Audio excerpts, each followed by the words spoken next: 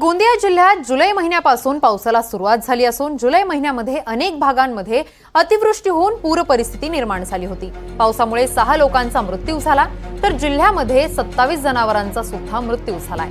पूरस्थितीमुळे जिल्ह्यातील 1491 अंशतः घरं पडली असून 34 घरांची पूर्णतः पडझड झालेली आहे। नुकसान भरपाई म्हणून सरकारकडून 20 लाख रुपये मृतांच्या नातेवाईकांना देण्यात आलेले आहेत।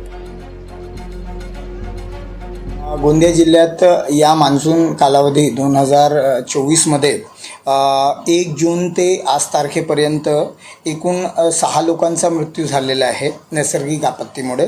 तसेच एकूण 27 जे जनावर आहेत पशुहानी झालेली आहे। त्याचबरोबर गोंदिया जिल्ह्यात एकूण 1491 जे आंशिक घरांची पडझड झालेली आहे। तसेच एकूण 34 जे घर आहेत ते पूर्णपणे त्यांची पडझड झालेली आहे।